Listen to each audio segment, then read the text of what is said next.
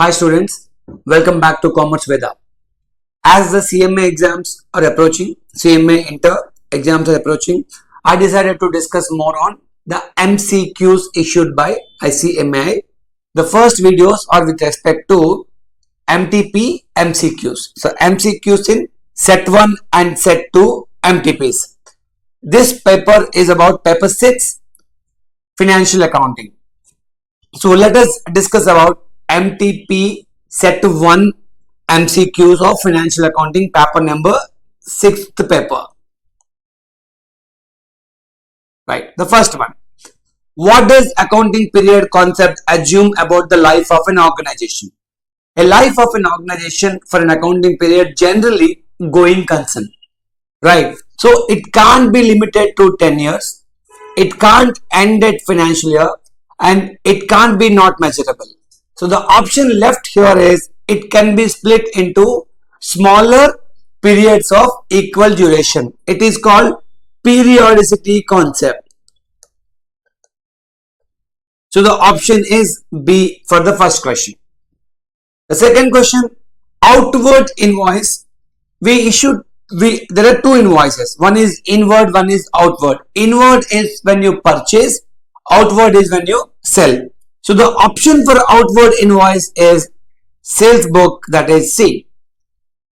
Third one, the cash book records. Cash book records cash receipts and cash payments, both. Only cash receipts and cash payments. Not only cash receipts, not only cash payments, not only credit sales, but it records both cash receipts and cash payments. Hence the answer is D for the third MCQ. Now come to the fourth MCQ. Here we should be a bit careful in answering. Provision for doubtful debts in the beginning is 21,500. Means opening.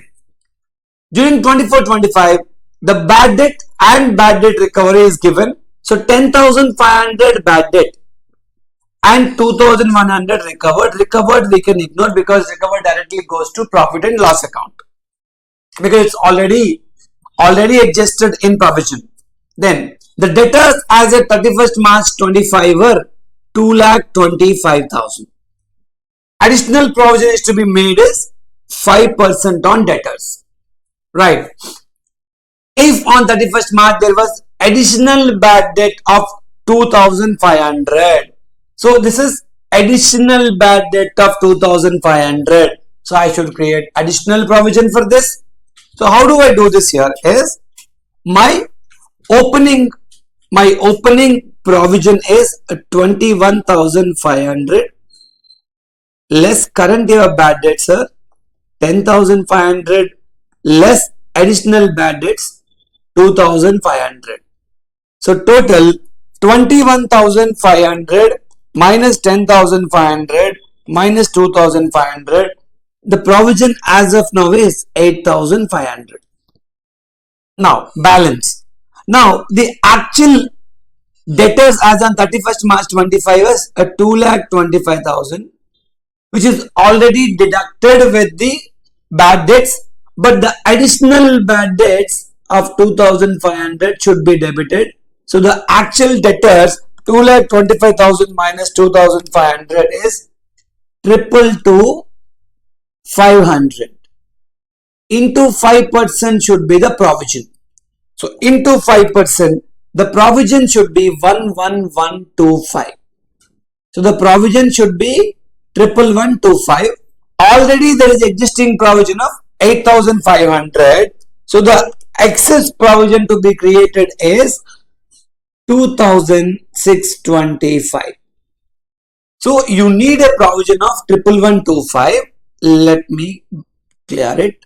Yeah, you need a provision of 11125. It should be the closing provision, which is 5% on your closing debtors.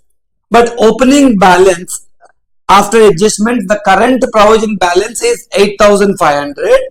You need to make it up to 11125. So 11125 minus 8,500 minus 8,500. 11125 minus 8,500 is 2,625. is the provision. So the correct answer here is B.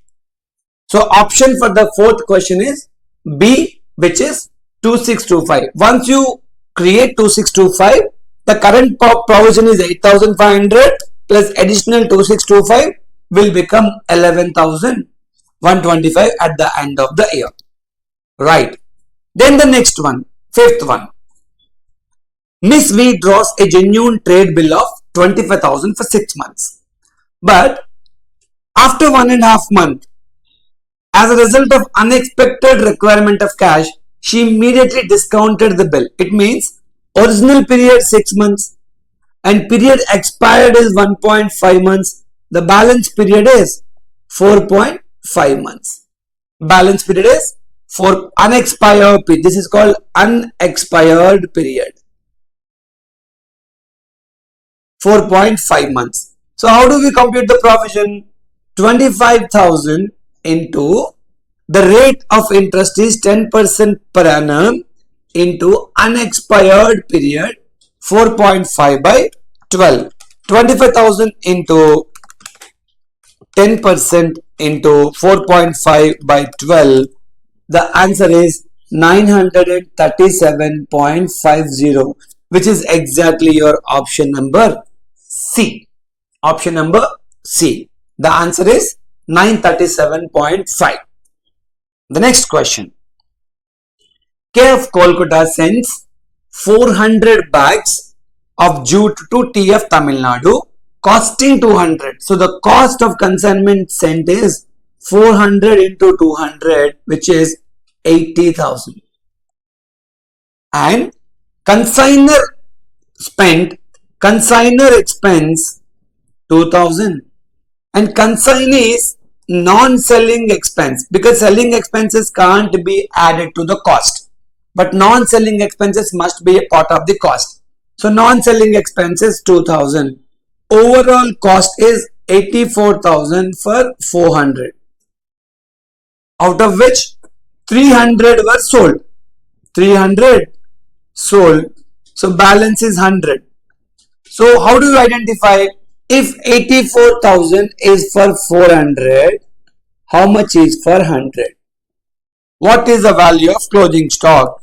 84,000 by 400 into 100 should be 21,000. The option should be D.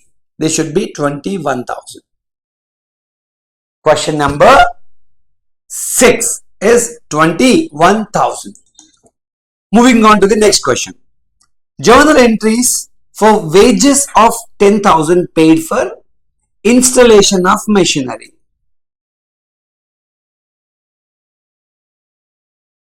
Installation of machinery. See, any wages paid generally shall be charged to P&L, but if the wages are paid with respect to the installation of machinery, that should be added to the cost of machinery. Hence, the entry should be machinery account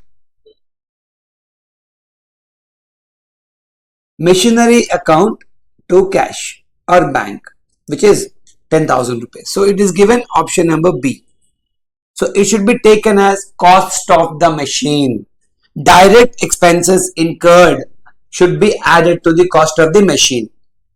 Then 7th, if any stock is taken by a co-venturer, any stock taken by co-venturer shall be treated as sale of the co-venture, joint venture. So joint venture, any stock brought in by the co-venturer is purchased. Any stock taken out by the co-venturer should be treated as sale. That is nothing but income. So income, the option is A. Now the comes here. A, B, C are partners with capitals of 1,75,000, 50,000. Nothing is given about existing ratio. On C retirement, his share is acquired by A and B in 6:4. A and B acquired the share of C in 6:4. It means 6:4 they have taken his share. So they gained 3:2. A gained 3. It is not new share. The old share they acquired in the ratio of 3:2, 6:4. So the gain is 3:2 and the original option is A here. This is a beautiful question from goodwill calculation. Average profit is given, that is the profit earned by the company or firm, average profit. Now we should compute normal profit. What is normal profit? Nothing but actual capital employed, total assets minus outside liabilities. You will get 26,000 as actual capital employed. Actual capital employed. And normal rate is a 12%. So 12% of 26 lakhs coming to 3,12,000 should be normal profit. So normal profit is 3,12,000 and the excess profit, the actual profit is, so this is called super profit. So you're earning 3,72,000 whereas the similar firms are earning 3,12,000. So super profit is 60,000. Now if you have to capitalize the super profits, it is nothing but super profit divided by normal rate of return, which is 12%. So 60,000 by 12%, your goodwill is 5 lakhs, option number A. So this is option A. Identify actual profit, which is your average profit. Identify normal profit, that is actual capital employed into NRR. Actual capital employed into NRR, which is 312. So compute super profit, 372 minus 312, 60 super profit, and capitalize the 60 using NRR. You get 5 lakhs as your goodwill. So the option is A for the 10th question. Now the 11th question. Good transfer from X to Y, which includes a profit of 33.33. It means if cost of X is 100, they'll add 33.33. So the cost of Y will become 133.33, which includes X profit. The closing stock at department Y is 48,000. So this 48,000 is at 133.33. Now what is the stock reserve? Stock reserve should be 33.33. Nothing but 1/4. 33.33 is 1/4 of 133.33. So I should get 12,000, which is 48,000 divided by 133.33 into 33.33. The answer is 12,000 and it is B. B. Is this clear? So cost plus profit, this is margin. So this is cost of Y. So the goods at Y is at Y's cost, which includes excess profit. Right. Now, depreciation on hire purchased asset. If an asset is purchased on hire purchase, the hire purchaser is eligible to compute and claim depreciation. So the answer is B. This is a simple theory question, no workings required. Then, as per AS1, the company should disclose the accounting policies generally in its notes to accounts. Not in annual report, not because annual report includes notes. So not in audit report, auditor report, no note disclosure. It is about auditor's opinion and not in CEO's letter. It should be in the notes. The option is D. Now, as per AS22 is about taxes on income. It says for permanent differences, there is no deferred tax, only for temporary differences.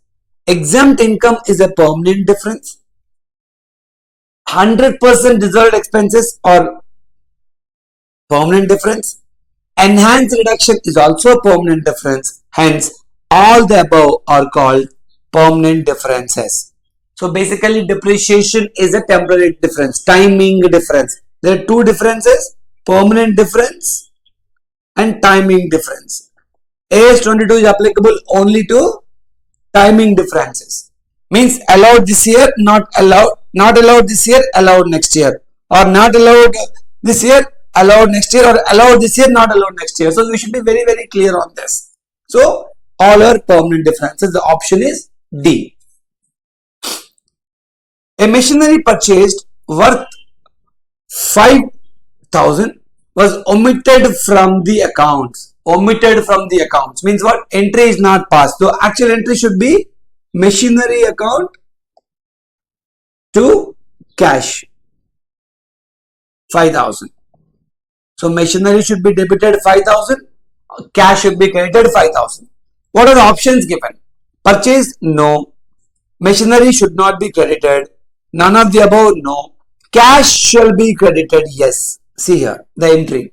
So the cash shall be credited. The option is B. The option is B in this case. So all the 15 questions of set 1 we completed with the answers very clearly. Right. So we completed 15 answers. A small correction. These are the questions from MTP set number 2, not from 1. 1 we will be going to start in another 1 minute. So from MTP's paper number 6 set 2, the answers are completed. Now we are going to start MTP set number 1 MCQs financial accounting paper 6. So now this is MTP set 1 paper number 6 CMA intern. Let's see. Dash concept assumes the infinite life of an organization can be split into smaller periods. We know periodicity concept. Same thing we did in the previous set as well. The first question in the previous set and this set is almost same. Now, so the answer is A. Not entity concept, not going concern, not money measurement. Now, dash is a book of original entry which is meant for recording a return of goods purchased. A return of goods purchased means what? Your return when you purchase it is inward, when you return it is outward. So it should be return outward book. Now, the bank column of cash book shows 12,000 credit, 12,500 credit. See, bank column debit balance is cash in bank. Bank column debit balance is cash in bank. Bank column credit balance is OD. So this should be OD is the answer. A simple answer. Now, on 31st March 2025, debtors of a trader were 6,20,000. This is closing debtors before writing of the bad debts. Hence, 6,20,000 is the balance. Write off debtors, bad debts, which is 15,000. So the balance will be 6,05,000 actual debtors. The provision for bad and doubtful debts was 5%. Provision should be after write-off. So 6,05,000 into 5%, 30,250 is the provision. So net of provision is 5,74,750 is after the provision and the provision for discount. So the debtors after provision, the balance is 574,750 and the provision for discount should be only on the good debtors, not on the bad debts. So debtors minus bad debts minus provision, you should now create provision for discount which is around 2%. So 2% of 574,750 into 2%, which is 11,495. So the option here is C.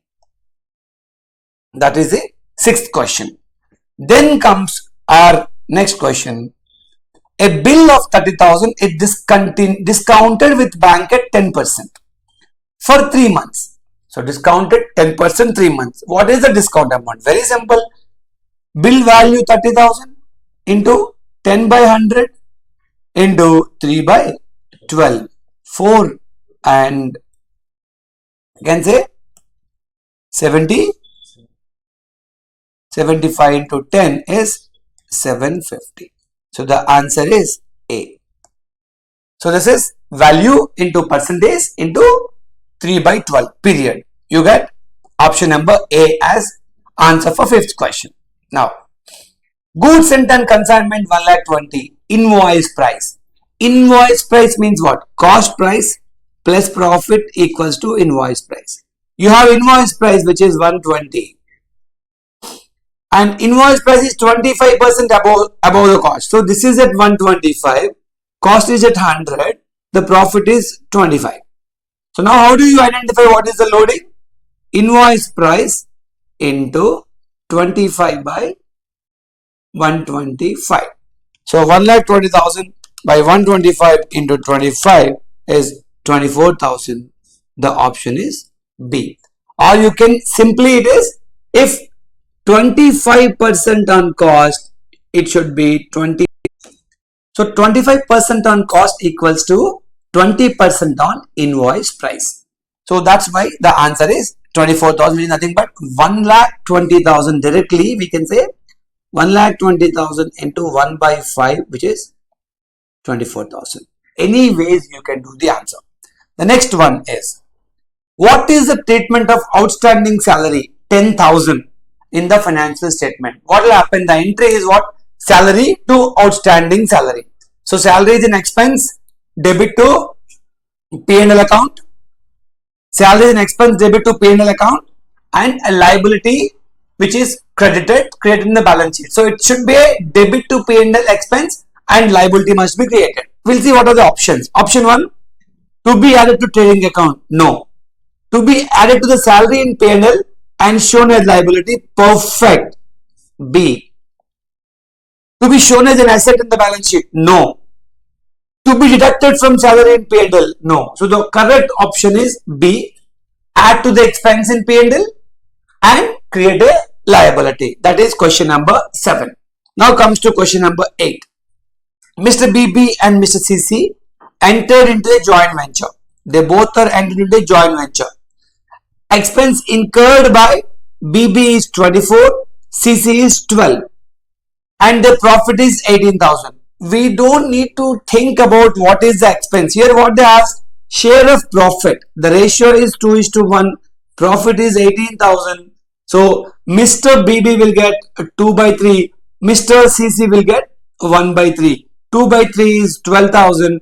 1 by 3 is 6,000. So the share of profit of Mr. CC is 6,000. Answer is A. A simple question. Ignore all those expense incurred and all. Profit sharing ratio and share of profit. 18,000 must be 2/3 and 1/3. 1/3 to CC, 2/3 to BB. Clear. Next. So the next question. X and Y are partners sharing profits and losses in 4:3 ratio, and Z admitted it 1/4 share. What will be the new profit sharing ratio? If overall is 1, Z is given 1/4, balance is 3/4. So A, old ratio is 4 by 7. He should get 3/4 into 4 by 7, which is 12 by 28. This is A. And B should get 3 by 7 into 3 by 4, which is 9 by 28. So 12 by 28, 9 by 28 is to Mr. Z added it 1/4. So 1 by 4 to equate we should use 7 by 7. It is 7 by 28. So it is 12:9:7. The new ratio is B. So the answer is B. Hope it is clear. The next. The average profit of a firm last 4 years is 50,000. It's given, average profit is given 50,000. The NRR 10% and the capital employed is 30,000. See, capital employed 3 lakhs, not 30,000, correction. 3 lakhs capital employed and NRR 10%. So normal profit is 30,000, which is nothing but 3 lakhs into 10%. So now your actual profit 50,000 and your normal profit 30,000. So the difference is super profit, which is 20,000. So super profit is nothing but actual profit in excess of normal profit. So 20 is super profit. How many years of purchase? 3 years of purchase. So the answer shall be 60,000 is option number C. Your 10th question is also completed. Simple questions. Now, advertisement expenses are apportioned any expenditure with to generate sales, whether it is bad debts or whether it is sales commission, whether it is advertising expense or it is sales returns, whatever. Any expenditure relating to sales must be divided in sales ratio. Very simple. It should be in sales ratio. So A is the option. All selling related expenditure is to be proportioned in the ratio of sales is the answer. So the 11th question, the answer is A. 12.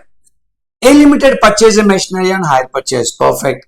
Cash price is given 5 lakhs. Very good. And down payment paid is 78,700. So the net price is to be still payable. Cash price payable is 5 lakhs minus 78,700, 4,21,300. He'll pay this with interest every month. So the first year interest is into how much? 20%. The first year interest is 84,260 and installment paid is 2 lakhs. So what is principal payment? 2 lakhs minus 84,260. So interest, if you remove, he actually paid a principal of 115,740 in the first year. He is asking what is the interest for second installment. Now the balance at the end of first year is principal minus installment towards principal, which is 421,300 minus 115,740. 421,300 minus 115,740. The installed principal balance is 3,05,560. This is outstanding at the beginning of second year. On this you have to pay interest of 20%, which is 61,112. This is the interest for second year. The answer is B. We should be very clear in this. See, the opening installment due is 421,300 minus first year installment paid 2 lakhs minus interest is 115,740. So the principal due is 305,560. On that I should pay 20% interest in second year, coming to 61,112. Option number B. 12 questions done. 13th. Which of the following is not a principle that AS1 requires for disclosure of accounting policies? Generally, accounting policy, all the accounting policies should be disclosed. It says not. Accounting policy should be consistently followed in the preparation. Yes, correct. Changes in accounting policy should be disclosed only if they affect. No. The financial statement should disclose all accounting policies. Yes. If there is an accounting policy, the financial change in accounting policy, the impact should be disclosed. Yes. So all changes must be disclosed, including its financial impact. It not says only if there is effect. So the wrong answer is B. All changes in accounting policies must be disclosed, including the financial impact. Right. So A, C, D are correct. Hence the odd man out is B. So the option is B. B is not a principle. Clear. A is 12.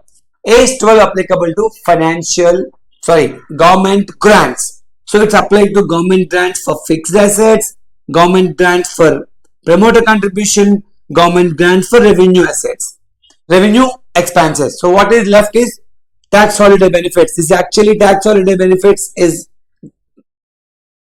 not at all applicable to AS 12, which is a different subject. So odd man out is C. Come to income and expenditure account shows subscriptions 250. This means income and expenditure account shows means subscriptions for the year. This is on accrual basis. 2,50,000 accrued for the year means earned for the year, not received. Subscriptions accrued in the beginning. So receivable in the beginning 25 will be received in the current year.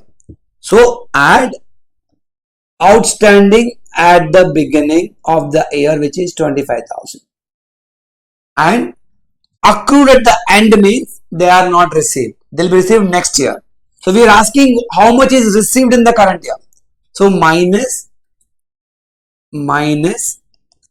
outstanding at the end, which is how much? 37,500. So actual receipt is 25,000, 2,50,000 plus 25,000 minus 37,500. Actually received is 237,500, which is C. Accrual to receipt. See, this is recognized as income, but entire income is not received. Whatever is due last year is received in the current year. Whatever is due in the current year will be received in the next year. So you remove due at the end, add back due at the beginning, you will get actual receipt in the current year. Because the question is asked, what is the amount received in R&P? So the answer is C.